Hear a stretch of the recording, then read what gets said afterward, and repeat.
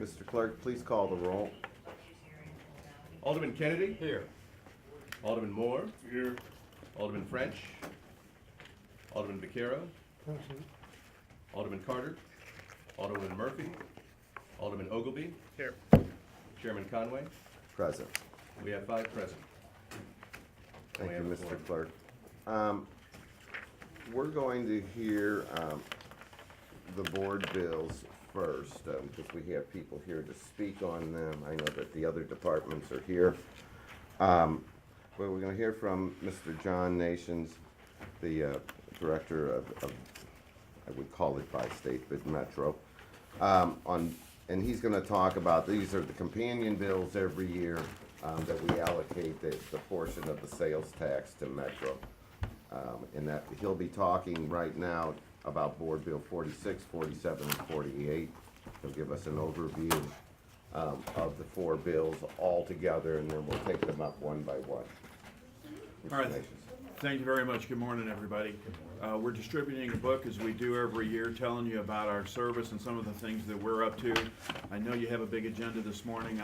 And I know that really all of you are familiar with what we're doing over the years, so I'm gonna make this really brief. You'll be pleased to know I'm not gonna go through that presentation page by page. I'm gonna focus on 6 pages, really, starting on page 27, just to give you the overview of what you're appropriating the money for and what you're buying in terms of transit services in the city of St. Louis. Go on to pages 27 through 30. You see the service on the Missouri side of the river split between the city and the county. The city is the 2 right-hand columns. Page 27 tells you about the number of miles that we're providing by each mode, which is the Metro Bus, the Metrolink, and the Caller Ride, for the total amount of miles in the city of about 8.2 million. Page 28 talks about the hours. You know, we generally charge the service in terms of miles run and hours associated with it. About 684,000 hours worth of time devoted to transit in the city. You know, on page 29, it's the operating cost by mode and jurisdiction. The Metro Bus is about $60 million. The Metrolink in the city is about $23.2 million. The Caller Ride about $6.5 million, for a total annualized cost at the 3rd column at the bottom of about $89.3 million, constituting about 41% of the cost on the Missouri side. On page 30, the estimated passenger revenue, about $24 million in the city. Again, the 3rd column from the left, you know, at the bottom, which is about 56% of the revenue. So what you buy every year is a certain number of miles and hours and service throughout the city. We publish the schedules and the routes for everything that we do. We work closely, as virtually everybody around this table knows, with the aldermen from each of the ward, the mayor, and people throughout the city as to where is the best place and how to allocate the resources to provide the best services.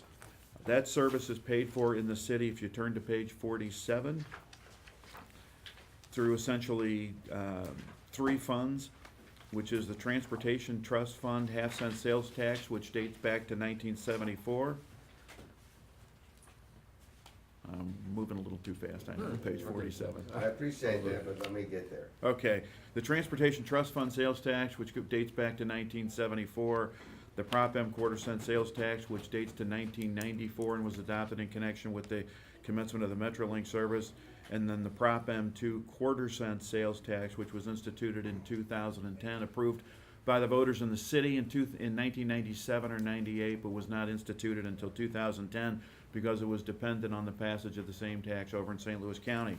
Give me those years again. I'm sorry? Give me those years again. The TROP fund dates back to 1974. The Prop M quarter-cent sales tax dates to 1994.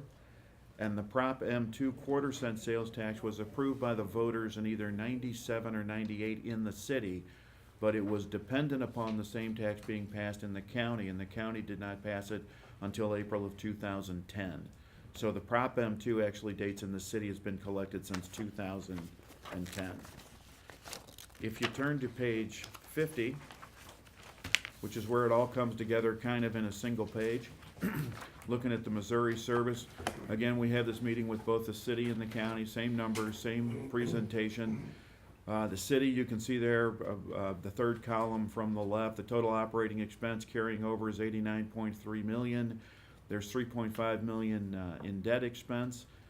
The local match, which we have for our capital projects in the city, is about $3.7 million. And then the sheltered workshop we get asked about every year. The 1974 sales tax is passed by the state, mandates that any of that tax which is appropriated by the city to by state, we have to pay 1%, Kathy, I think? 2%. 2% to the sheltered workshop in the city. That's why it's on there. In order to pay for the entire $96 million worth of service, the appropriation of virtually 100% of the three sales taxes we talked about will produce about $39.5 million. And then by state, we work very hard to come up with the other $57.4 million. But the sales taxes that you're appropriating would be about $39.5 million for about $90 million worth of transit services in the city of St. Louis. We think that's a good deal. As a matter of fact, we're very proud of our service. Our transit team is widely respected across the country. We lead the country in efficiency. We lead the country in reliability. Two things we're very, very proud of. So our team is doing a tremendous job, up and down the line. John, can I ask you, from last year, the anticipated sales tax revenue, the collections are up 1%, 3/4%, 1.5%. They're Yeah. under 1% year to date. I figured it was about 1. Under 1%. It's under 1% through April, I believe. We still have a couple of years in our fiscal year. Chairman Conway, who is that speaking? I'm sorry, let me introduce my staff. That's Kathy Cleavorn, our CFO. Next to her is Tracy Beidelman, who's director of our grants program, does a wonderful job. Mark Vago is our controller, and Larry Jackson is our vice president of administration. So, and Thank you. did I you see should have introduced him at the the beginning. same increase in sales tax collection in St. Louis County, or was it? St. Louis County sales tax collections are a little bit above, they're higher than, the increase is greater than the city. Okay, so they had a little bit larger increase, and then overall, your budget is up just by what the additional collections. Right. Okay. Yeah, our ridership is actually down this year, which is something, we were accustomed to increases in ridership, but over the last year, it's been down. For a year and a half, it's down about, what, 15%, right? Maybe a little less than 15%. It's 5.4% that's been happening this year. Okay, but it was down last year over the year before, too. It was down. I'm not sure Yeah. it was down a full 10% last year. Yeah. And my final question, do we attribute that to the lower gas prices? Or? We think it's a combination of things. It's the lower gas prices. No question there's security concerns about Metrolink, which is affecting it. Also, it's interesting, we've had kind of a revolution going on. You'll notice the taxi cab revenue is off significantly. And Uber, which has been operating whether legally or illegally, has also become an option for a lot of people. So we're seeing a combination of things from a business standpoint that's affecting ridership. All right. Alderman Kennedy. Yeah, thank you, Mr. Chairman. So is the decrease in ridership in the buses or the Metrolink or both? Or It's in both. It's in both. Mhm. Any plans on what you're gonna do about it? Yeah, we are working on security with Chief Johnson in the city and with Chief Belmer in the county. Just by way of background, there's been a lot in the press about security. We are prohibited from having a police department, a transit police force, so we rely on the jurisdictions to do the policing. And so we're working very closely, and thank goodness both of them are making it a priority to increase security and make sure that everybody feels secure on the train. And so the ridership is down Yes. system-wide? Yes. Okay. All right, that's all, thank you. Alderman Moore. Why are you prohibited from having a police department? When we exist by virtue of an agreement between the states of Missouri and Illinois. We are what is known as an interstate compact agency. We were formed in 1950, incorporated by an act of Congress, signed into law by President Truman. When our compact was amended by the states and by Congress in 1991 or 2 to allow us the authority to run a light rail system, Metrolink, at that time, it was specifically put into the state legislation that we are prohibited from having a police force. So it's actually in our compact. Doesn't make sense now, do it? You need some security out there. It is horrible out there at the Metro Link. I want to say this. I look at all these numbers and all these books piled up here in front of me and numbers. But in my community, I have as much trash as I do numbers. And the trash is hideous. The way we're being treated at those bus stops. Some of them, I had a trash can that's been ran down almost 2 years, and they came back and set it on a pedestal. It was broke away from the concrete. It sits on a pedestal about 4 inches by a 2 by 2 foot piece, and it just sits there on the lean. I pay almost $40 to $50 a week to keep the bus stops clean in my ward. Y'all owe me some money. Well, It is horrible the way our bus stops are being treated. You know, there's no shelters there and then you got the people sleeping. And you came back and put those little handles in between to keep the people from stretching all the way out on the bus. But those bus stops are hideous in my community, and I would say shame on Bi-State for treating us this way. It's so unfair the way these bus stops look. And when we first started off about the trash cans, about you guys, the maintenance, who was supposed to clean what, it was all done in good favor. Everybody was grinning and shaking hands, but now we're left alone with this trash. It looks like a trash bin. Each one of my bus stops looks just like a trash bin. And if you want to take a tour, I'll take you on one and let you see. I'd be glad to do it. First of all, I appreciate your comments. Second of all, it is certainly not good for our business to have trash around our bus stops. You know, what we do every year is we stretch our dollars in order to put service throughout the community. What we're actually doing with the city is we are actually paying, who is it? We actually pay money back Who to. is it? I pay the refuge, I thought. Right, we're actually paying money back to the city in order to collect garbage at the bus stops in the city. What department is that, you know? I'll find out. I believe Please Who is it? do. We actually have a partnership and we actually pay I back. remember that. And unfortunately, I apologize. Ray Freem, who's our executive director of Metro Transit, knows all the answers. Unfortunately, his mother passed away suddenly this week in Pittsburgh, so he went home. So he's not here this morning.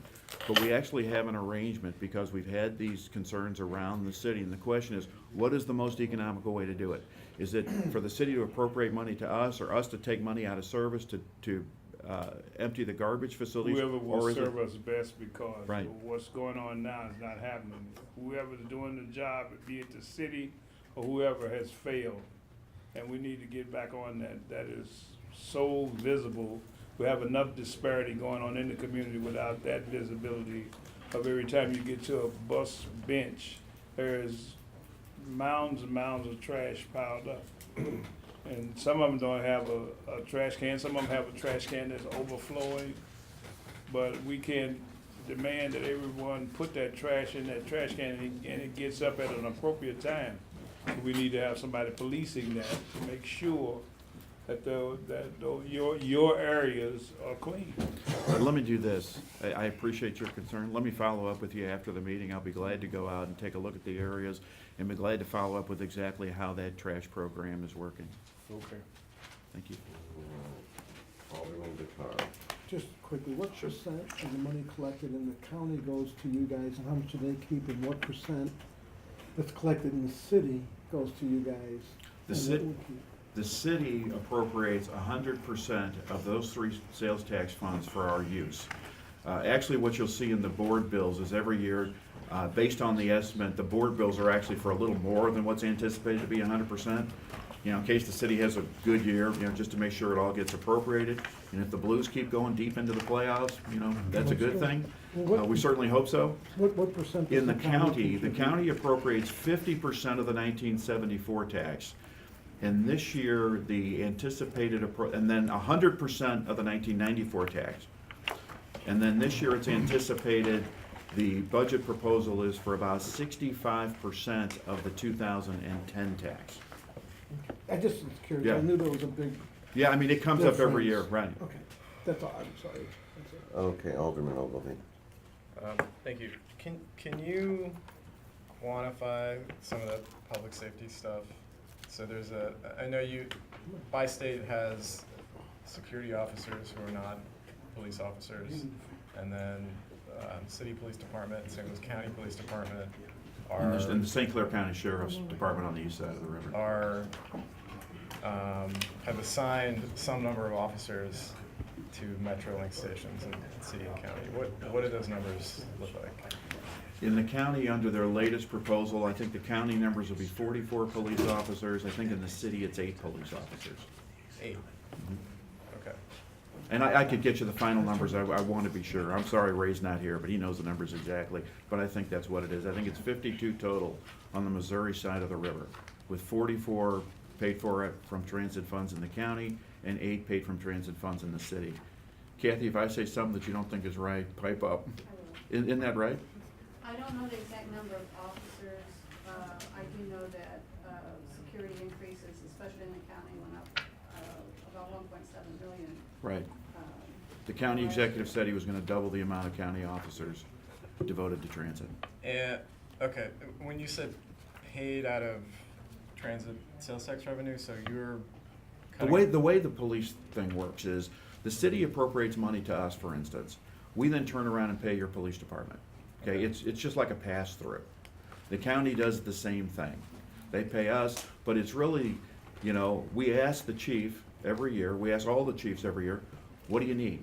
What does it take to make the system safe in your jurisdiction? What does that plan look like? We don't control it, so we ask for their recommendation as to what they think they need. We did that again this year. I will tell you that even though we're here with the budget and I'm telling you 8 officers, the conversations with Chief Dotson have been ongoing. Clearly, they have concerns about it, we have concerns about it, and in order to be flexible as the year goes on to respond to any individual, demands that the police department may see or we may see, those conversations are ongoing. And then on top of the police departments, by-state employees, security officers. It's a partnership effort. We employ certain public safety officers of our own. And then we also contract with Securitas, a private firm, to supplement our security efforts. But our authority is really limited to enforcing the fares and the board policies and the rules, as the police departments make clear. There's a police function, as they see it in a role, and then we enforce fares and kind of security on some of our facilities. Okay. Do you know roughly how many of those security personnel are employed by by-state? Okay, yeah, we could do it. Kathy, do you remember? I don't know. I apologize, Ray's not here. I didn't look at all the numbers. I'll be glad to follow up with you and let you know what they are.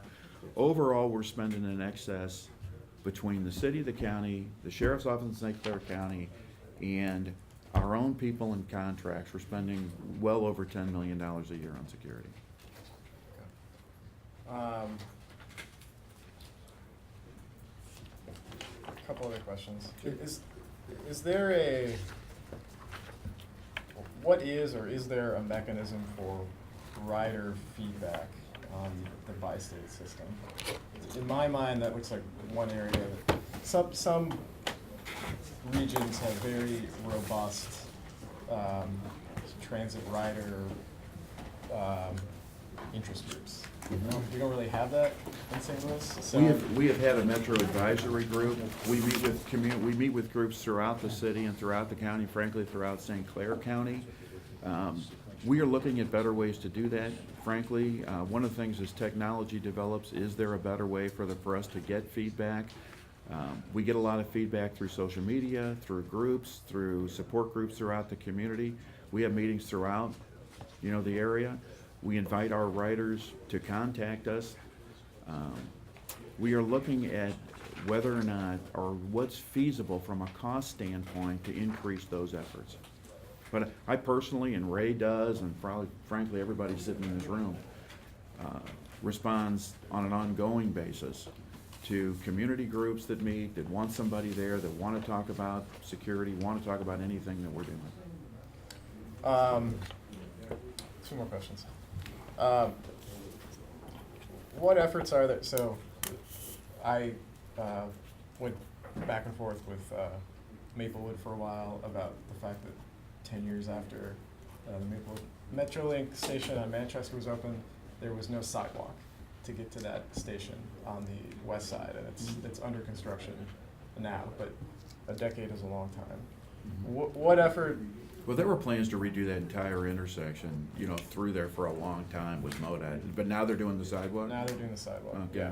yeah. Maplewood's Right. for it. But so what efforts, does Bi-State make with municipalities, to ensure that there is access to both Metrolink stations and to bus stops? Because, I mean, as you know, particularly in St. Louis County, there's tons of bus stops that are on the side of, you know, arterial roads that do not have sidewalks and are actually rather dangerous to access. Actually, it's a tremendous effort for us, but reaching out to communities, what we try to do, and you're talking to a guy who was a former mayor that did this, okay, is try to get involved in the planning process when communities are developing to begin with. You know, when you're putting in developments, oftentimes they don't accommodate bus stops. Frankly, it's an afterthought. In a lot of our areas, one of the things we're really proud of now, for instance, with the city of St. Anne, just as an example, is one of the many examples. Chesterfield's the same way. We've been working with the city of Creve Coeur. They're now coming to us as they put in things like transportation development districts, like along St. Charles Rock Road, or out in Chesterfield Valley, serving the outlet malls and along Chesterfield Airport Road, to bring us into the process to begin with, to form special taxing districts and say, as part of the money that we're raising, we want to improve bus stops, we want to improve access to transit. Back in 2004, I'm very, very proud to say, before I had anything, you know, years before I had anything to do with this place, I shouldn't put it that way, before I had anything to do with Bi-State, I put a transportation development district in Chesterfield Valley, and one of the specifically approved expenditures was public transportation out of that fund. And I'm delighted as a municipal person that other communities are now doing the same thing. But often developments go in, and you send your plans to MSD, and you send them to the highway department, you send them to MoDOT, you send them to the city, nobody sends them to us. And so we've been reaching out through the county and the municipal league to develop better partnerships, say, bring us in. Okay, and then last question. St. Louis County's been working on this kind of behind-the-scenes analysis of Metrolink routes in the county.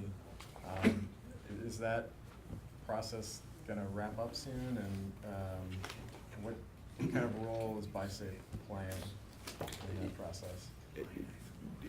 It's the county executive decided a year ago he'd like to take a look at Metrolink in the county. Certainly at liberty to do that. I don't know what his time frame is for that. We've had some conversations with him. The county executive has also said he wants to get the security thing resolved and straightened out and talk about Metrolink. So I'm not sure what the time frame is on the study at this particular point in time. Okay, so it's fair to say that Bi-State has not been fully integrated into that planning process? I wouldn't say that. I was in the county executive's office yesterday, meeting with members of his staff about a number of things. It's just a matter of what their priorities are. All right. Thanks. I would move that we pass Board Bill number 46 out of committee with a due pass recommendation. I'll second that. Mr. Clerk, please call the roll. Alderman Kennedy? Aye. Alderman Moore? President. Alderman French? Aye. Alderman Vaquero? Aye. Alderman Ogilvy? Aye. Chairman Conway? Aye. We have 5 ayes and 1 present. And as all these moved, all in tandem, I would move that we pass Board Bill number 47 out of committee with a due pass recommendation. Second. Previous roll. It's been moved in second that Board Bill number 47 come out of committee with a due pass recommendation. There's been a request for previous roll. Seeing no objection, Board Bill number 47 comes out of committee with a due pass recommendation. Next, I would move Board Bill number 48 come out of committee. Second. It's been moved and second that Board Bill number 48 come out of committee with a due pass recommendation. There's been a request for previous roll. Seeing no objection, Board Bill number 48 comes out of committee with a due pass recommendation. The final bill on the package is Board Bill number 49.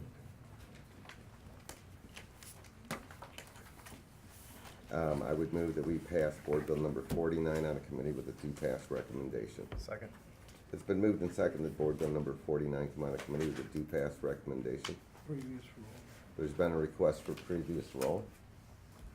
Seeing no objection, Board Bill number 49 comes out of committee with a do-pass recommendation. Thank you, Mr. Nations. Thank you, Mr. Chairman. Thank you, members. Next, if someone would open the door, there's a lady, Ms. Fitzsimmons from the Comptroller's office, Beverly. She's next. I think that's Board Bill 42.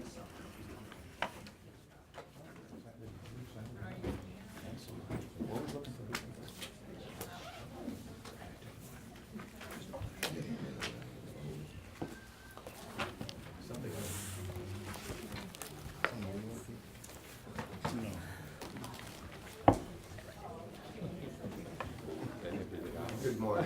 Good morning. Okay, this is Board Bill number 42. This is our annual authorization so that they can do, the Comptroller's office can do short-term borrowing. And if you'd like to explain the bill, identify who you are. Yeah, I'm Megan Mockabee. I'm the financial reporting manager in the comptroller's office. I'm Bev Fitzsimmons, I'm deputy comptroller. Okay. And this is our standard bill. Every year. And how much are we authorizing? We're gonna, 60 million this year. The board bill does It authorize. authorized 75 million. There's a, yeah. So you anticipate 60 million in Correct. short-term borrowing? Yeah, correct. And that's similar to the amount from prior years? Prior year was 60 million, yeah. in our- Did we borrow the whole 60 last year? Mhm. And so at some point during the year, we need the whole 60 million. Yeah, when we look at cash flow projections for 17, you can see in October, we would have a deficit of about 56 million right now looking at that, so we need So definitely. it's October is when we're, Right, that's our largest deficit. all right. Are there any questions? I would move that we pass Board Bill number, Any question? oh, you gotta be faster, Alderman, go ahead. I realize we do this every year, but I got pulled into trying to explain exactly what we're doing to people here, so if you can Why we're walk doing me it, through or, it a well, little because. slower, the mechanism we're authorizing and exactly why we do this every year. We do it to be able to pay our vendors on time because our, the flow of revenue coming in is later in the year. So then we wouldn't be able to pay our vendors and keep relationships with them. Because of when people, Because when our tax, revenue and such comes in later in the year, and we, like I said, in October, we wouldn't have enough money to pay our vendors. So we'd be sitting on vouchers waiting to pay, and we need to. Right, so if you think about it, Alderman, like the earnings tax, the bigger people that file are paying quarterly. Some sales tax people pay monthly, some pay quarterly, and actually they could pay annually to the state of Missouri. Some other payments we receive, like your personal property tax and real estate taxes, people don't pay them in 12 pieces, they pay them in December. And so that's why we know what we're going to get during the budget period, and that's why I asked her when we were actually the furthest behind, but then after December 30th, Right, yeah. we're flush with cash. Well, then, also, there's another aspect of the earnings tax is you don't pay, if you're a company, your earnings tax until April 15th after the year's over. So if you're Anheuser-Busch, if you're paying us 1% on the corporate profits earned in the city, I'm not getting that for 15 months. Right. but it's a series of smaller amounts. It's not one lump sum. The largest expense that hits in September is we pay the police and the fire retirement systems by September 30th, so that, because they calculate on October 1 actuary date, so we pay that previous year's contribution September 30th, or, somewhere in that last week of September. That's our biggest hit at that time. Because that's like a $60 million expense that we're. No, it just depends. I'll be honest with you, I do not know what the pension expense is, but that's the largest contributing factor. Whereas ERS is spread out over, every pay period. But my point is we're authorized up to 75 million, but we don't do that all at once. We borrow We get the 60 smaller million, sums for short. We only once. borrow once. Once. We Okay. borrow at one time. And we're gonna borrow 60. Okay. We pretty much decided on that. I mean, by looking at cash flows. So we're gonna get it in the beginning of July. We'll get a lump sum. And then it's And some of it will be paid back invested, in yeah. less than a year. Yeah. Right, by the, I think we're paying by. Usually do it by the end of May, yeah. And what's the interest rate we incur on that? It's a 2% note, and then we get a premium, and so we end up paying like 0.2%, I guess. 22 basis point was Yeah. last year's. 0.2%. Okay. It was last year's, that's. Okay, thank you. All right, I would move that we pass Board Bill number 42 out of committee with a do pass recommendation. Second. It's been moved and seconded, Board Bill number 42 come out of committee with a do pass recommendation. Mr. Clerk, please call the roll. Alderman Kennedy, Aye. Alderman Moore, Aye. Alderman French, Aye. Alderman Vaquero, Alderman Ogilvy, Aye. Chairman Conway. Aye. You have 6 ayes, 0 noes. By your vote, Board Bill number 42 comes out of committee with a do pass recommendation. Thank you, ladies. Thank you. Alderman Rhodey. Alderman Rhodey has Board Bill number 50. This is a little bit of a redo of a bill that we had done previously. And,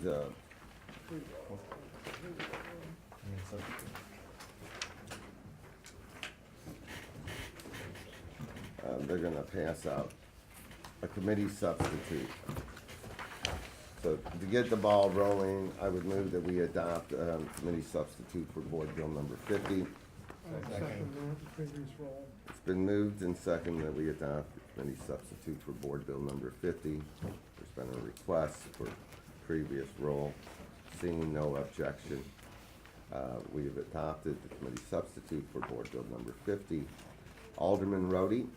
Thank you, Mr. Chairman, members of the committee. I believe I missed the meeting when this was originally brought before you. So I apologize for being a little disoriented here, so I brought our able colleague from the comptroller's office to join me on the hot seat down here, who's far more knowledgeable about this transaction than I am, but I'm sponsoring this at the bequest of Todd Waltherman in the mayor's office and Jim here in the comptroller's office with the notion of acquiring this piece of property which is located in the 17th Ward, but hopefully will result in considerable operational efficiencies by the city acquiring it. And I guess I should, well, on page 4, Jim pointed out to me that they have the primary differences. There was evidently a technical flaw in the original board. Well, yeah, why don't you go ahead and talk about it, Okay, Jim? Mr. Chairman, if I may, members of the committee, on advice of underwriter counsel and the underwriters when it comes to actually selling the bonds, they noted in the original. Now, let's back up a second here. Okay. We passed an ordinance so that we could do the central That's correct. refuse distribution. Yes. And the way that was passed, we couldn't borrow the money on it the way it was formatted, substance to actually make the purchase. The St. Louis Municipal Finance Corporation is going to sell $13 million worth of leasehold revenue bonds. That stays the same. The amount of money in this transaction from the previous ordinance was $11.4 million, which was a combination of sale price and renovations that were going to be done by the owner, and then we would close when the renovations to the building were completed. The technical change is that the underwriter and underwriter counsel advised us that the bonds, of which there'll be a tax exempt and a taxable portion of this bond issue, they will be much more marketable and attractive if the building was pledged as collateral at the time that the bonds are sold. Therefore, the technical change here actually has fee simple passing to the city at the time the bonds will be sold or shortly thereafter. And the city now will take on the task of making the necessary renovations to the building. None of the numbers change, but it's just when fee simple title changes from the owner to the city. In the first ordinance, it was to be after the renovations were completed by the owner. In this particular board bill, we take on fee simple ownership and the job of making the renovations ourselves, using the same $11.4 million that the previous board bill had appropriated. So we just couldn't get either the favorable bonding capacity or the favorable rates if we bought it after the If we building owner closed did after the the fact, renovation. that's correct. So now we're gonna buy it first and then the renovations are gonna happen. Yes, sir. So it'll serve as specific collateral for the notes, is that the It'll idea? serve as specific collateral at the time they market it. And so, again, they're telling us that, well, it makes those buying the bonds more comfortable by the fact that this property will be worth more than the bonds that are being sold when it's all finished and complete. And that makes the market and those in the market, the institutional buyers, feel more comfortable because of the collateral that's being pledged up front. All right. And previously, we weren't pledging the building up front. Not until they had finished all the renovations, so July versus December of this year. All right. Alderman Kennedy. Yeah, thank you, Mr. Chairman. So originally, who was doing the renovations? A contractor that the owner, we're purchasing this property from Green Street. Okay. They were hiring an independent contractor, and the scope of work and what they'd be doing was to be monitored by the Board of Public Service. But now, we're going to actually hire, the Board of Public Service will hire the contractors, and it'll just be a city project from the very beginning. But who was paying for it originally? Funds from this leasehold revenue bonds, about 3.6 million, and that stays the same. That stays the same, okay. Yes, sir. Thank you, that's all I had. Let's see. Alderman Moore. So we still own the building now, right? Well, we're going to be. We're going to acquire it as soon as we can sell the bonds, and if you look at the schedule on the last page, I would say in the first part of July, we'll be looking to get in the market, depending on what the folks that sell them say about if it's favorable right after the 4th of July, or if they want us to wait a week or so. Bond market is kind of quirky in the summer, so we just kind of defer to their advice. Okay, the $11.4 million was going to Procter & Gamble first? No, sir. Procter & Gamble actually is paying us for the North Refuse site. We have received $1 million, and we're escrowing it as part of this project to be used on this project. They will pay us another $500,000 on June 30th of this year, and that transaction will be complete. They're allowing us to stay on site until December 31st of this year in order for this project to be completed, and then we will turn the project over to them, and they can begin to utilize the property for expanding the plant up there. Jim, you said that originally the $11.4 million is who was going to do the build out? They had hired, or they were in the process of hiring a outside contractor, and I say they, Green Street, the owners, the current owners of the property. But now, with us taking ownership up front, the Board of Public Service will make that decision as to, who will do the work, and then correspondingly, who the subs will be, and so forth and so on at that point. Okay. Alderman French. Yeah, so you said that we've done this before? Yeah, we passed this at the end of the last session. Okay, so, The modification is that they want us to own the building and take responsibility for the bondholders of the improvements. okay. And the only difference between, the committee sub and the original is the emergency clause? Is that right? Yes. Is there any additional cost? No, sir. 11.4 million is consistent both in the prior ordinance and in this board bill. Okay. No other questions? Alderman Vaccaro. No questions. Alderman Ogleton. This question is for Todd. Can we still get everybody moved out by December 31st and into this? It's gonna be very close. It depends on how Mr. Bradley does his job. We have a system to go through, bid it out and appropriately and all that, so it's gonna be very, Passing the very buck, tight. man. It's the- Rich can speak to that if It's you the want. public way. But we're gonna do everything we can to get out by the end of the year. So the one thing that we'll do, we'll have control of the building and the contractor will prioritize the schedule. We'll do critical path items first, so that even if there are remaining construction items, we can get the vehicles moved in and start working on them while we're wrapping up construction, which we didn't have that opportunity with Green Street 2 and the build out.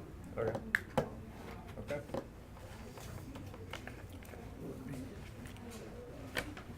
Alderman, any questions? No.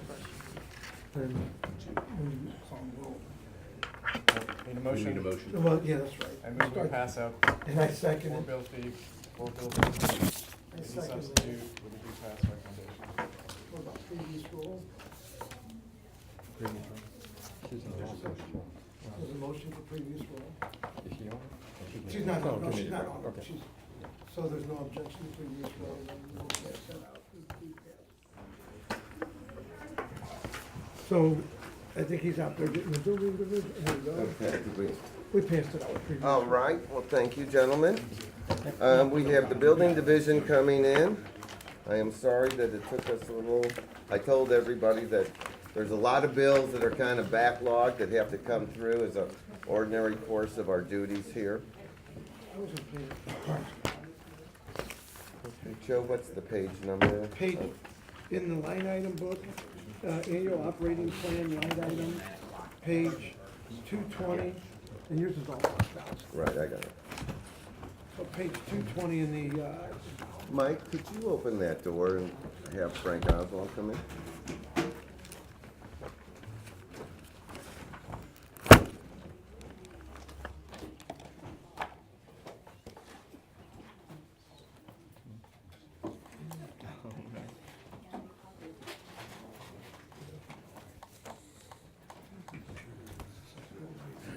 Okay, good morning, Mr. Oswald. Yeah, you're actually besides the Board of E&A, you're the first budget we're doing. So the drill will be, and I'll ask everyone, just tell me the main difference between last year and this year. Just for the words out of my mouth are since this is a tight budget year, we're not gonna see significant changes in a lot of departments. And then we'll make you available for questions. Mr. Oswald? Okay, thank you for having me this morning, honorable members of the committee. Basically, we have a no growth budget here. As of yesterday, we had an agreement with Todd and everybody from budget that we needed to restore a couple of inspector positions. We're gonna be funding them basically by giving up one position over in the electrical section, which is not as necessary as a couple of building inspectors, because I have always felt that each ward needs at least 2 building inspectors. So we're maintaining that, and we're putting a couple of the others on our lead remediation fund in order to maintain where we were at. That's the big thing as far as, and we're actually reducing one customer service person in the office upstairs, but I think we can absorb that at this point. On an annual basis, I did want to point out that we continue to save about $1.5 million in annual savings based upon the fact that our new web-based system that we've been operating for a number of years, we've reduced our inspection staff by 20% over the last 7 years here, and we've reduced our clerical staff by about 50% now, because we combined all those offices previously. So that, along with our web-based system, which saves about 70 cases of paper per year, and we also, have business 24/7 now. So I believe we do about, how much is that annually? About $2.5 million worth of business after hours, and that's Saturday, Sundays, all the time. So I think we're doing a pretty good job with all that kind of stuff. The other big change that's kind of occurred over the past couple of years is, as you guys know, when you passed the fire code a few years ago, you put the responsibility of the fire code primarily in the building division. We're operating with 7 people. That has, this is our second full year of doing this. And one of the responsibilities of that is to make sure that these fire alarm and suppression systems are annually checked and they're properly done, and that has increased quite a bit. Our workload there is significantly up, and we've also taken over the food trucks as well. So we do all of that stuff as well. And the last thing I wanted to mention was that we are also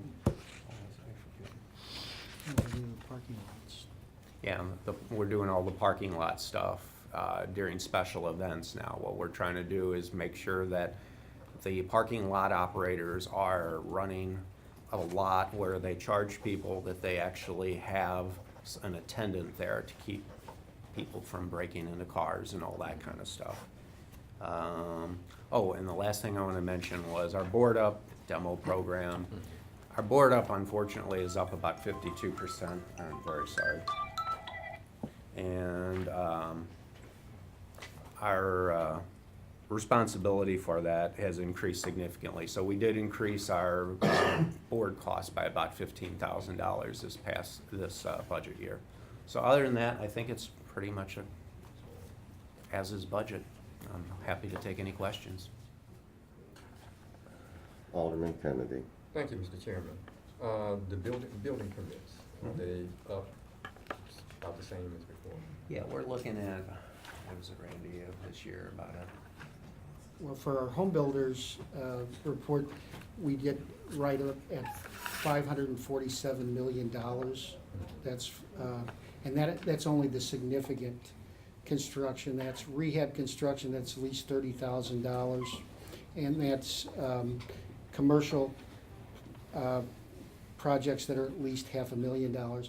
And we've already right today. We've equaled last year, so we're going to be $20, $30, $50 million more construction than last year, the big stuff. So we're doing well that way. I'm not sure that the actual number of permits are increasing as much as the volume and we're getting bigger projects, which is good. Yeah, we're getting a lot of bigger projects. A lot of commercial stuff. But we've seen a rise too also in a lot of the smaller homeowner permits, which is a good sign, That's all, thank you. Alderman Moore. Frank, you know how I complain every year about the 1,242 empty buildings, 1,700 vacant lots. Rotation is not working in my community. We get 3 cuts a year, 1,700 lots. By the time you cut one side, the other side is up high. The grass is high already right now, and we just got our first cut.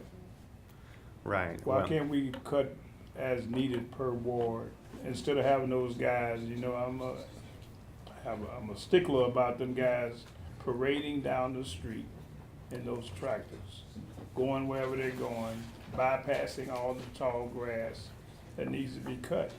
They need to cut what they see and take care of the city. Let me just stop you, because I don't do the grass, Alderman. That's forestry. That's forestry, it's gonna be doing that. Now, I do the vacant buildings and we board them, and I'd like to take a whole lot more down for you. Okay. Okay, I'm We all sorry. need to work together because it's Absolutely. a pitiful mess that we have in that community. Boarding up, you come in here every year, you don't ask for any more money to board up the second story of the buildings. If we boarded up the second story of the buildings, we keep the element out, such as rain and snow. That way, you in the building division, we'd be able to sell those buildings for much more money than we're getting because they're deteriorating fast, they're falling in on us. Even at one time when Barbara Iceman was here, we had found a polyurethane covering to go over the roof because most of them have leaking roofs. And we're selling the building for $200-300. We can sell it for $2,000-3,000 or $30,000 or $40,000 if we preserve the building once they get empty and board up the top. And then it looks bad, with those top windows not being boarded up. And then they board them up to the inside They don't do it on the outside, so the water and the rain can still get inside the buildings. So I would say, you know, with the board up, you need to ask for more money to, board up those second story. What is that, a insurance hazard or something?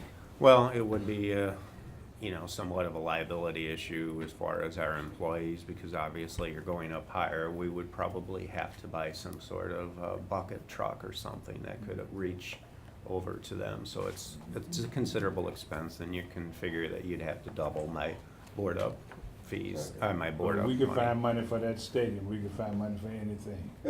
Yes, sir. Thank you. Alderman French. All right, how you doing? Good, how are you? I wanted to follow up also on the demo. We've got about 1.5 million this year. That's the same as last year. How many were you able to demolish last year? I think it was about 260 something is what we ended up, and that's actually gonna be 1,500,000 of that is a pass-through. They were all in my ward. You're all in your ward? There was quite a bit of them in your ward, sir.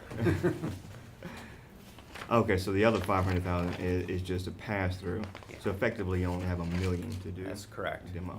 Now, our hope is that the MSD money will come through. MSD has got 13.5 million in their settlement that is supposed to go toward reducing the number of vacant buildings that are attached to the existing watershed. You know, in our conversations with them, you know, I'm hopeful that they actually kind of put those chips on our side of the table and let us just run with it and get a lot of demolition done as fast as possible. Now, are you expecting that to come in one time, in like one lump sum? I'm hoping for a big chunk of it, Okay. you know, up Because front, that but- agreement was, didn't they have 20 years or something to do all that? Yeah, but they did make indications that they might be able to upload some of that, and I think realistically, we're probably talking 3 or 4 or 5 million, something like that up front. But that's Okay. my hope.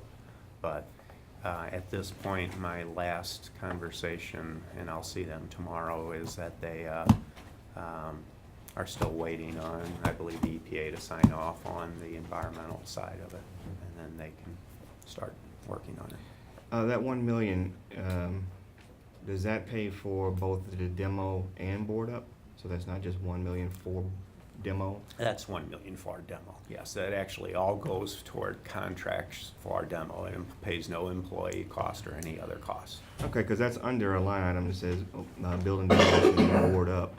So Right. no board up comes out of that? No, Just no, demo? we buy separate boards out of different fund.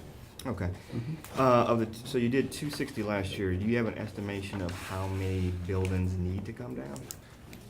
Yeah, I feel that there's, right now, we're in the area of 1,700 to 2,000 vacant buildings that are condemned buildings that truly need to come down.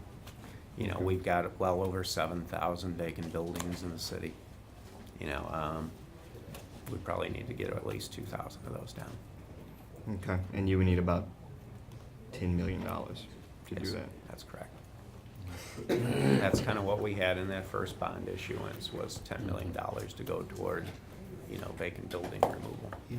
The problem is too, is it's not a static problem. Like this year, our inspectors are out in the field and they're on pace to structurally condemn 500 new buildings. Yeah.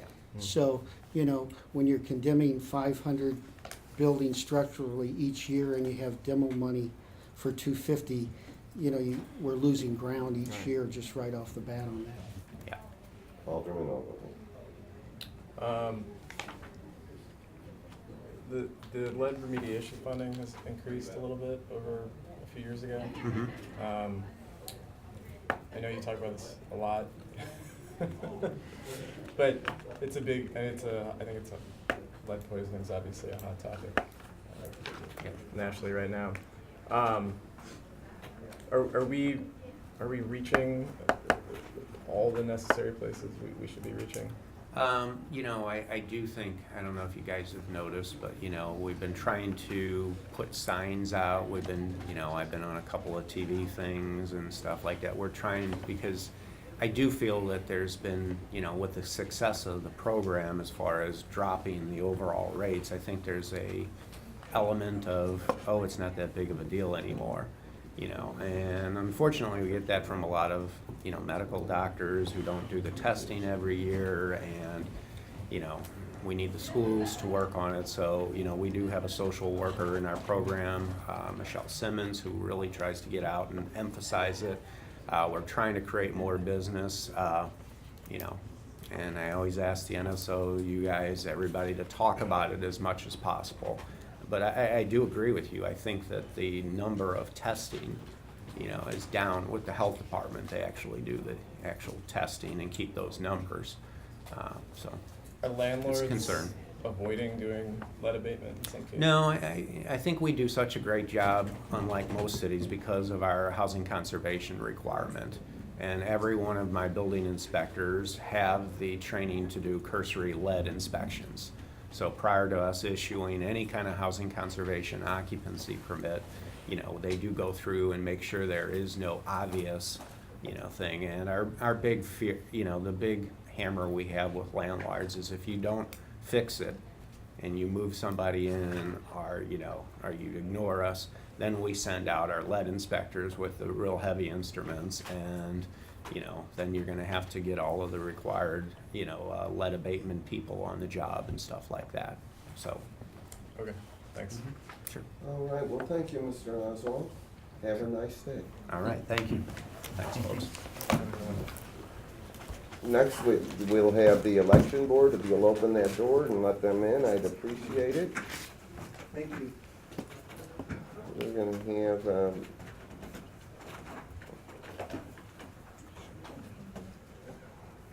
sorry.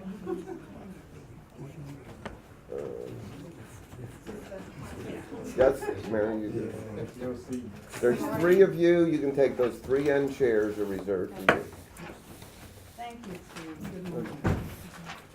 Good morning, all. Good morning. Good morning. We're gonna do the Board of Election Commissioners budget. They're one of the few departments that reached out to me and wanted to come present because of some issues that they have. We have Judge Joan Berger with us, and if you'll introduce everyone with you. Yes, my name is Joan Berger. I'm chairman of the election board for 5 years now. And my colleagues are Mary Wheeler Jones, who is the Democratic director, and Gary Stoff is the Republican director. As you know, under the statute, we have, for every position, there's a Democrat and a Republican. But to get directly to the point, because I know you're very busy, is our budget request was satisfied in all areas except one, which we consider the most important area. And if you'll go to the second page in your folder, you can see that in the second line, account number 5112 is all that we're appealing about. And 5112 pays for all our workers, all our extra workers, our temporary workers that come in to work the initiative petition. 5112, the second line, is all we're appealing. This pays for all our workers, and we have 4 huge elections in fiscal year 17. We have August 2nd, November 8th, March 7th, and April 5th. We expect huge turnouts for each of those. So this per performance pays for all the workers we bring in to help with the election, all our poll workers, all our roving deputies, our poll managers, and in addition, this year we have 5 initiative petitions. All those signatures have to be verified before those initiative petitions can be put on the ballot throughout the state. So we have the worksheet that the directors put together. It's very specific on our needs. This is not fluff at all. That's the sheet? Yes. And we asked for 1.2 million. And the budget director cut us about almost 500,000, almost $500,000. So we are petitioning to the Ways and Means Committee to restore our request so that we can properly man our polls, that we can properly review these initiative petitions, and that we can properly pay our poll workers. Thank you. Mary, do you have, or Gary? I think you summed it up. As you know, our greatest asset and our biggest asset and biggest resource are the people that we hire, the poll workers and the temps that bring to our office, because our office is a small office. So we have to bring temporary workers in to do a lot of the work and man the command center and work out in the polls. And we can't do it without that. So they're like our troops. And without them, you know, we can't put on the best elections that we have been putting on since we've been here. And you have a breakdown both for the temporary workers that we absolutely need to prepare for the elections, to work the initiative petitions, to process the volume of absentee voters that we anticipate coming in August, November, and next spring, as well as a breakdown of the poll workers. And we're required by statute to have a minimum of 1 Republican and 1 Democrat manager at every polling place, which is 115, a minimum of 1 Republican and 1 Democrat election judge for every precinct, which is 220, plus we try and supplement that in those precincts where we know we have large numbers of registered voters and large voter turnout, to supplement that with additional poll workers, including staff people who can help facilitate the flow, because there'll be a huge line of voters, and the electronic poll pad will move them through that process very quickly. But we need people sort of at the front of that to make sure people are in the right polling place to start with and the right line, so they don't invest 20, 30 minutes here and find out I need to be there. And people who can help with the paperwork if a voter is in the wrong polling place, to make sure they can get to the right polling place in a timely manner. We know from experience, 2 years ago we had 2 initiative petitions, 4 years ago we had 4, so we have a track record of the time it takes. Well, this year we've got 5. And so part of that covers the current fiscal year, but it spills over to the end of July, which is part of the new fiscal year. And then based on our past experience with the number of people we anticipate filing new voter registration applications and coming in to vote absentee, almost from the day absentee opens for the November election, we'll have people in line spread out over more than 1 floor. And so we want to service them the best way we can. Okay, and Commissioner Stock, Commissioner Wheeler, have you guys ever asked us for an increase previously? The Ways and Means Committee? Not in this category. Well, I don't know if you've ever No. come in and asked Yeah. for one Yeah, since I've been around. Right. Yeah, technology, but not for people. Right. Okay, that's right, Alderman, that's right. Yes, Alderman Kennedy. Alderman Kennedy. He took care of me a couple of years. All right, and so we have the August well, we're just Democrats here in the city, but we have an August primary, we let Republicans have theirs too. We tolerate Gary too. But November, I personally believe will be a big turnout. With the mayor saying he's not running, I assume next March, when that election's up, we'll have quite a bit of excitement for that, and then you'll have April. So you've got 4 elections, 2 of them we know will be huge. Can Okay. I add one more thing? Yes. If you also notice that this request that was approved is less than what we got in 2008, and you know how big 2008 was. So we're not even getting what we got in 2008, and this could possibly be bigger than 2008. Alderman Kennedy. Oh, no question. You explained it pretty clearly. Okay. Thank you. Alderman Moore. Well, there's a lot of you sitting around the table, but the Board of Election is my favorite group in the whole city, so I'll go easy on you. Thank you. Even with Elliot here. Alderman French. Oh, he has a question. Oh, you did have a question. That was his intro. Yeah, I'm not finished. That was your introduction. All right. You know, you tend to override me all the time. I'm used to you. We're paying the people now, right? The people at the board that you guys pay. Right, we just brought them on this month. We brought 24 temporary employees on to get trained to receive all the petitions that are coming in. So they weren't there before, so they just coming on. So they're only gonna be handling petitions? No, that's what their initial job is. Then we'll keep them on to help run with the elections and be in the command center and all the other duties that are surrounding putting the election together. So who enforces these charges? Who supervises and so forth? Yeah. Well, we do, but we also have a registration department. They all fall under the registration. And when elections, they'll fall under different departments, tabulation, operations, and registration. So they're There's a highly very- supervised. Yeah, Alderman, there's a very detailed set of procedures that need to be followed in order to process these initiative petitions in compliance with the requirements of the Secretary of State. And you need people who have the professional capability to do that, because if, Or we're hiring better people? Yes, yes. We use a and I- temporary agency now rather than people who just walk in off the street. We use a temp agency, as most of the election authorities across the state and across the country have been doing. Not a normal temp agency. Not a normal temp Not agency? to- We use a agency called Aerotech. We've been getting some great people And they through get that. people off the street. well, but these are folks. They screen them and we Right. interview them and screen them They're as well. screened and trained Yeah. there, so they do the initial, they don't just send us, we need 10, we'll send you the first 10 and see if you Right. like them. Not the house shoe wearers and the No, snack absolutely. breaks all day. We give them a detailed training on how they can dress, what we expect from them, and we also tell the temp agency what type of people to send to us. Okay, that's it. Okay. Thank you, Mr. Chairman. Thank you. Chairman left. Alderman French. Thank you, Mr. Chairman. Your current budget year is, the amount was only $365,000?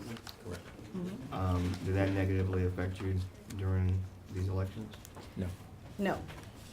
No, that was enough? Yeah, we're still using it, and it's probably gonna get totally exhausted.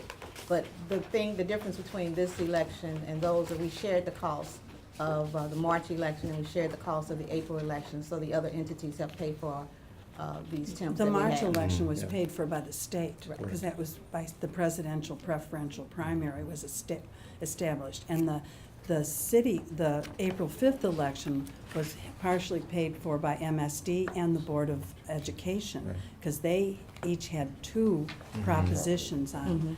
I'm sorry, yeah, the Board of Election had one, but Right, So so does the state cover any of the costs of the November election? none. No. no. Going forward for August, November, and next spring, they don't cover any. So those 4 elections have to come out of this budget. That's the reason for our request. No further questions? Alderman. Yeah, I mean, along the same lines, so you guys should be able to pretty easily quantify exactly what the expenses are gonna be for each. Yes, Yeah, and you have that. You should have a packet, Alderman. If not, I have an extra one that has here's an extra one. Okay. There's 2. So, Two is better than none. I had to step out for a second, but what's the impact if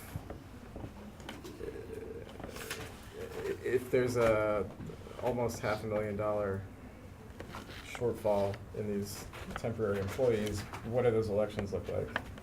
Well, we think we won't be able to properly process our polls, process the initiative petitions, or prepare for the elections. We only have 24 total regular employees, 6 are managers. So we have to bring these people in, and we have 4 elections. We've got to train them, they have to help us.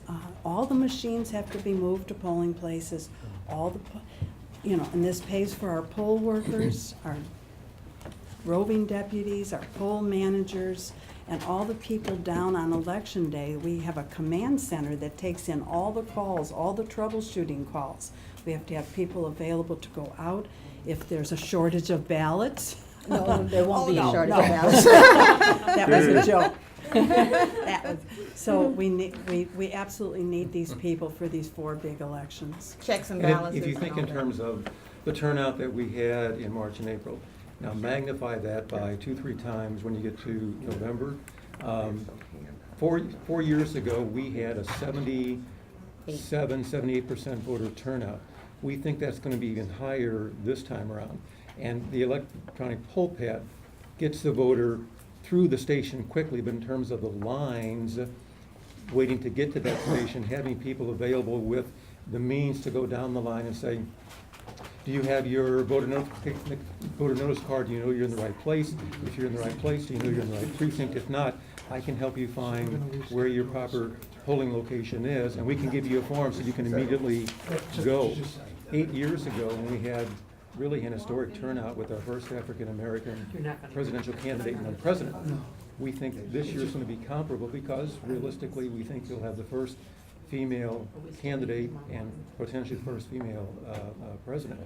Even now, we're getting significant increase in the number of voter registration applications that we're receiving, even now, because those are available on the Secretary of State's website. We know from past experience on these large elections, we get huge volumes. It'll be more this year because of that convenience, and those have to be turned around in like a 7-day time frame so people can be on the roll, so when they show up to vote in November, August, whatever, their name will be in there. It just takes the manpower to do that. And this is an unusual year in the sense you have the 4 citywide elections. Nobody pays for them but the city, unless somebody puts a proposition on a ballot. But August and November, that's strictly our dime. And we don't want to be, well, anyway. So what did the conversation with the budget director look like?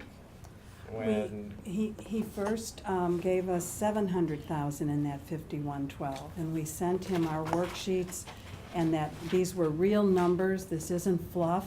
We actually have it, how many workers times their hourly pay, and he gave us then 50,000 more, and we did not go and meet with him personally. We did that by letter, and we thought we would come to the committee and explain the election process is very important, and we need these workers. If we don't need them, we won't spend the money, but we're anticipating huge registrations and huge turnouts in both the November, August, the governor, all the primaries, all the state offices. And some of the And the committee people. circuit And then attorney and November, and sheriff's then, office. and then March. So if we don't get it, we'll probably be coming back to you saying we're short, we need more money to pay for these people. Okay, Excuse me. Well, thank you so much, and Thank you we'll for be your meeting time. for 2 or 3 weeks. Oh, I just was gonna say I commend you on your handling of the March presidential preference and the Yes. April election. I think you all did a great job, and I understand the importance of this, and it looks like you have a good case here, so we'll. Thank you very much. Thank you. These guys can look at it closer. All right. Okay. Thank you so much. Thank you so much. Thank you for your time. Steve,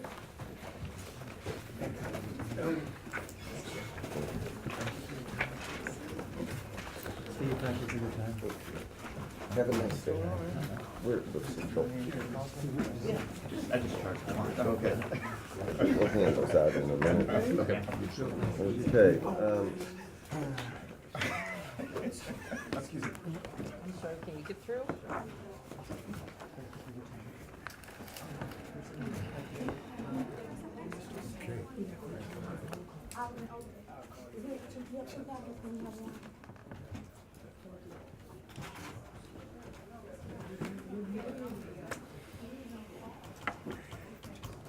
okay.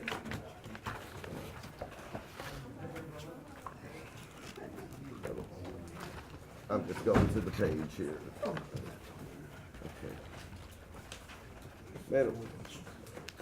Madam Treasurer. Yes. Good morning. If you could, 2 things. One is, tell us how your budget has changed from one year to any other changes from one year to the other year. And then, but if you would first introduce the members of your staff, so we're familiar with everyone here. Great. Good morning. Thank you for having me. This is Assistant Treasurer Judy Montgomery. Also in the room are my Chief of Staff and Counsel Jared Boyd, and Deputy Chief of Staff Leonard Johnson, and PR Assistant Makita Abraham. Good morning. Good morning. And so give us the changes in your budget for this year and how it may or may not impact the residents. Our changes in the budget are revenue neutral. We moved one employee from Treasury Operations to the Office of Financial Empowerment. Okay, and the Office of Financial Empowerment is fund, which fund number is that, 116? I believe so. Yes, 116. And in our book, let me find Fund 116, or 1116. 93. Oh, it's the very next page, I'm sorry. Mhm. 163. So, what is, 61. yeah, it's on page 162. And this is the new office that you created? Yes, sir. Okay. And what are we doing out of Fund 1116? That's the Office of Financial Empowerment, the services to provide city residents with resources and programs to help them make better choices with their money. Okay. 162. And what's the $175,000 for professional pass-through? That's the seed account for the Children's Savings Account Program. We didn't submit it this way, although that's the way it was categorized on the budget. It's the children's, the college kids' children's account fund. And then you hired 2 employees to give out that money? We hired 2 employees to make sure that that one is a coordinator. We need to track all of the children through the program, and one is an outreach coordinator to make sure that parents are aware of the program and that they sign up for all the incentives that are available. So it cost me $175,000 to give away $175,000? No, sir, this is a transfer from the residual revenue from the parking fund. Okay, well, whose money is that? That comes from the parking fund. Okay, but that kind of indirectly benefits all of the residents of the city of St. Louis, doesn't it? It does benefit the city, the children in the city of St. Louis, yes. Okay, but I'm paying $175,000 of your parking meter fines and fees and revenues to give away $175,000? Okay, well, let me think about that for a minute. Let me ask a different question. How much is the treasurer's office giving to general revenue out of what they collect? Last year, we gave a little over $1 million. And how much do you plan to turn in this year? We won't know the exact number until the audit is complete in October. Presently, the projection is $583,000.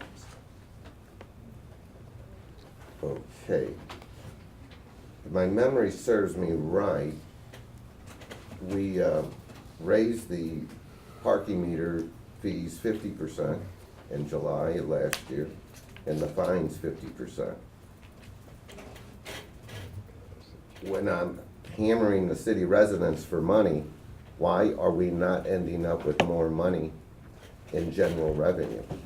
You did end up with more money in general revenue. We gave $1 million, and typically in years prior, we've given $495,000 or $580,000. Well, how am I going from $1 million to $600,000 this year? That is a projection. We usually don't know the actual number until after the budget is done. The projection for budget year, fiscal year 2016 was $558,000, and the actual was $1 million. Okay, how much are you gonna collect in parking meter fees this year? Or how far ahead are we in fees this year from last year?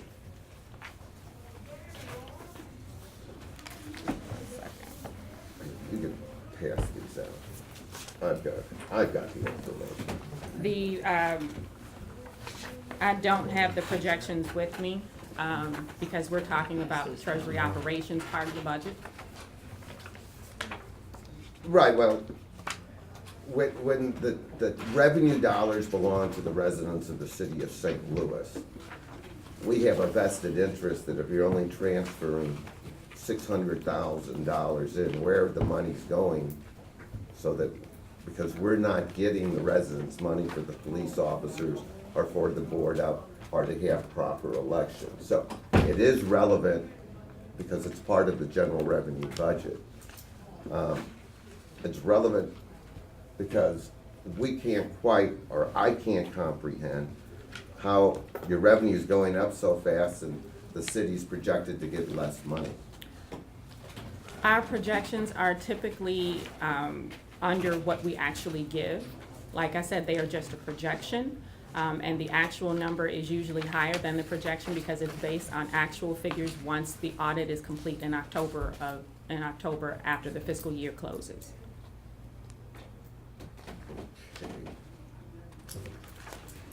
On your year-to-date expenses,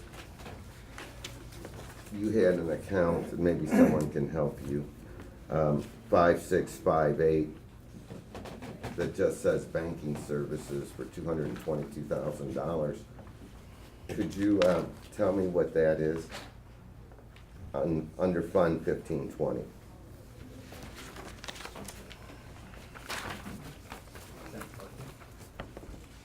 Is that parking? Correct. We're here to talk about the treasury operations budget. I don't have parking with me today. Okay, yeah, I'll give you a copy of it. And again, the funding, the residents pay the parking meters, they pay the fines. Your office is the treasurer, the steward of those funds. And we know that everything's been raised 50%. Right. We have a tough budget year. You want 2 new employees to give away $175,000.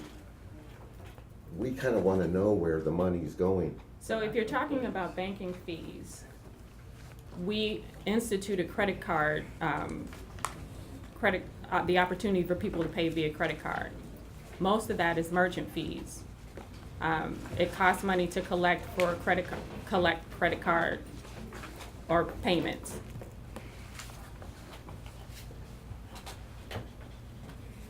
Okay. That, so you think that's the 3 or the 4% charge that the charge card companies charge you for processing? I don't have it in front of me, but I would guess that's what it is. Okay, and then I just had one other question, because like I said, you're collecting, and to just give it, so the committee members understand, you're collecting almost $4 million, year-to-date, $4 million in parking meter funds and $4.6 million in the violations. If the city residents are getting $600,000 of funds put into, That's an estimate. I realize that. Hopefully estimates are close to what reality is. We kind of hold people to that. But if I were to receive $600,000 in your total revenue coming in from those sources, when one of my residents gets a parking ticket or pays a fine, less than 8 cents a dollar is coming to pay for police or safety in the city, or to hold our elections, or to put boards on buildings that need to be boarded up here. And those were the departments we had this morning. Is that kind of the number that is in your mind? May I also point out that we are limited by statute, by Missouri statute, to transfer only 40% to the city's general revenue fund. Every year, we have transferred the full 40%. 40% of what? 40% of our net income is transferred to the city's general revenue fund.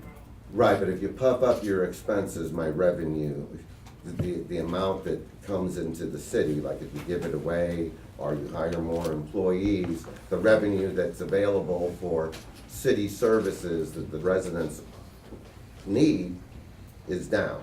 And that's why your expenses are important for us to look at, so that we have input as to where it goes. I mean, when I look at your expenses, you know, as we talk about the expense side of it, you know, what expenses in your office have increased the most? You know, right now, you're ahead $125,000 year to date through April on payroll, and then across the board, those other, you know, everything else would be kind of across the board. When you have extra employees besides wages, I've got Social Security, I've got health insurance, I've got all of those things, but you're spending more on wages this year than you did last year. We added an IT department this year because it's important that St. Louis, that our office remains PCI compliant and that our data is secure. Okay, and then under Fund 1520, I've got fleet assets, and that'd be account number 55390.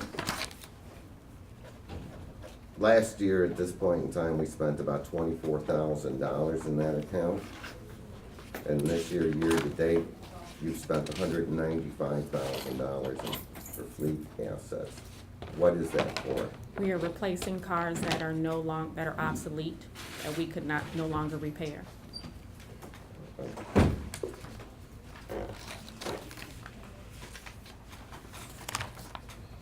And then that's my final question for now, except for account number 5790, and that would be outsourcing in projects. And right now, you're double where you were last year. You went from 953,000 to 1.8 million. What is in that account? That's the outsourcing contract to Xerox. And right now, we are still winding down the past contract to Duncan, so it's more expensive to, for both contracts, as we're winding down one and starting another.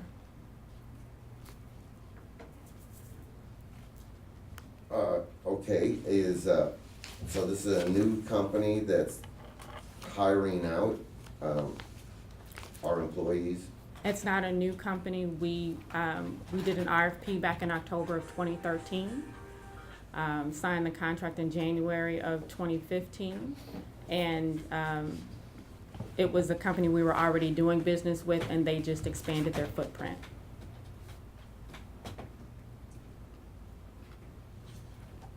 So, when does this old company no longer charge us? Hopefully by the end of this fiscal year. Hopefully.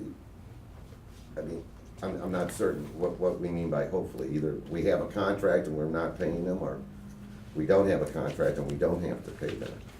Alderman Conway, we have had to exchange over 10,000 meters in the city. It's a large job, and it's larger than we thought it would be. So hopefully we will be complete by June 30th of this year. Okay, and the new company, what are we paying them for? Meter maintenance and collections, the Parking Violations Bureau, booting and, as far as booting and scofflaw. And what is the old company still doing that I'm paying them for something? They are, it's a small maintenance fee for the old meters that have not been taken out of circulation yet. Okay, so the new contract, how much would that be on an annual basis? Our estimates for this next fiscal year, I believe, are 2.4 million.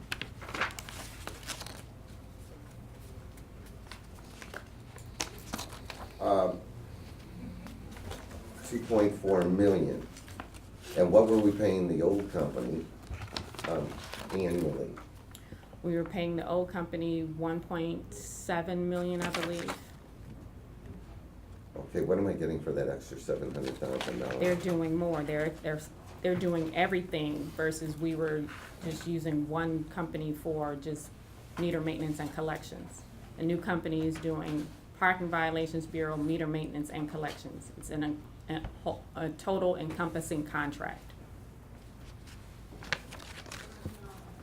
Well, if they're doing more, I would just assume my budget in other places would fall. If I'm getting 700,000 more here, you know, whether it's my other employees or whatever, I would have $700,000 less there. We are cutting staff in other places due to increases in technology. Okay, but that's not in the budget for this year. With all due respect, we're still talking, I thought we were talking about treasury operations, we're talking about parking. That budget goes before the Streets, Refuse, and Traffic Commission, which you are a member of, and I'll be more than happy to answer any of your questions when that budget comes out. And that's fine. What I guess my issue is, you're asking for $360,000 for something that is well intended and it's costing $175,000 to give away $175,000. We've raised on our residents and the citizens of St. Louis the parking meter fees and the fines 50%, and they're getting less money. You know, we have an obligation when I'm running out of money here in the city to make sure that we're all good stewards of these funds. Alderman Kennedy isn't here. Alderman Moore. No questions. Alderman French. Yeah, I have a question. So where is your full budget? So this is just a portion of it. Where's the full budget? What do you mean by the full budget? The full budget for your office. I mean, this budget is only a portion of all the revenue that you bring in and spend, right? Treasury operations comes through Ways and Means. The parking budget, parking division budget comes through Streets, Traffic, and Refuse. But you can share that with us, can't you? I wasn't prepared to do that today, but it's a board bill that was filed last week. Okay, so if we, if this committee though makes an information request, you can share that full budget with us? So The budget's already filed, it's public information. okay, I mean, we can look it up, sure. Yes. Mm-hmm. But can you provide it? Sure, we can provide it. Thank you. So, because under this only covers 11 employees, is that right? That's the 11 employees that are in Treasury operations and the Office of Financial Empowerment. And how many employees totally are in the treasurer's office? 109. Okay. All right, and so all 98 of the other ones are over in the parking They are in budget? the parking division budget. How much is that total budget parking? This year's request is approximately 17 million and change. Okay. Okay. And so this portion couldn't be covered by the revenues you brought in. This part needed some general revenue to cover. I'm sorry? This portion you're giving us here, so specifically the 11 employees, these folks will be paid out of GR? Yes. 9 out of 11 are paid out of GR, and then 2 will be from a transfer from residual revenue from the parking fund. And the total amount coming out of GR, 738, is that right? $738,015? Yes. Okay, and so I guess, going to the chairman's question, it was, so you are estimating to contribute how much to GR this year? The estimate currently is a little over 500,000, 583,000. I'm sorry? The estimate is 583,000. However, our estimates have typically been significantly lower than actual, because we don't know what the actual number until the audit is complete. So the estimated number is based on whatever our estimated revenue is at the time we construct the budget. Sure, and that's pretty much the same for everybody. They're all estimates. Okay. All right, no other questions. But you will provide that budget to us? Yes. All right, thanks. Alderman Vaccaro.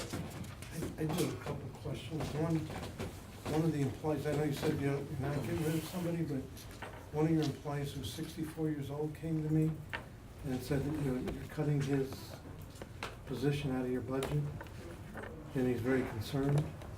But at the beginning, you said you're not cutting any positions? I did not say that. I said we are cutting positions due to increases in technology. Okay. Which would lead me to my next question, only because, you know, this is someone that's basically a resident in my ward, and I'm obviously concerned about things. And one of the things I was quizzed about before I even got in the door is if I'm elected sheriff, will I get rid of the car, which I will. My question to you, don't you think that maybe if we got rid of the car, we can keep the employee? I take it personal because it's someone that, you know, at 64 years old, his wife is apparently on disability, he's insured through the city. You know, I mean, we're putting this guy in a real bad spot. I'm not at liberty to discuss personnel decisions Okay, in well, this maybe we hearing. could, We can have a discussion offline. okay, and then again, the car, again, they asked me if elected sheriff, I'm getting rid of the car. I don't, you know, the other offices have basically gotten rid of their cars, so I would ask that then. As long as it's less expensive to taxpayers to use a fleet vehicle than take mileage reimbursement, then that's the direction we're going to go. If that equation changes, then the decision is an easy one.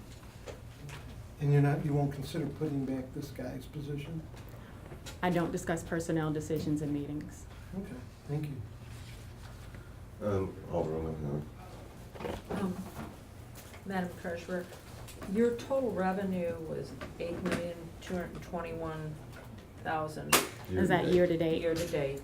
Now, is that total for the parking and your other operations, or is that? That's just parking. Parking. Okay, so of that, you're obligated to release 40% of that, Not whatever of that. that comes up to. Is that revenue, or is that net income, or is that It revenue? says total revenue. That's revenue, not net income. Okay, so you would have to take your expenses after that. Yes. And then 40% of that net is what is by statute. Right. Allowed to come to the city, and that's only the parking revenue, correct? Yes, ma'am. Okay. All right, that's all. Thank you. are there any other questions? Well, thank you so much for coming in. Thank you. All right, since we were falling behind the circuit attorney, we will reschedule.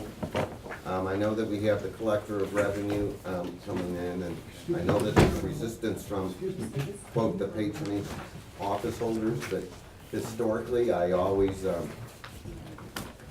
do half of them each year, and so we have the collector of revenue, we have the circuit attorney, and believe it or not, the sheriff's department has requested to come in.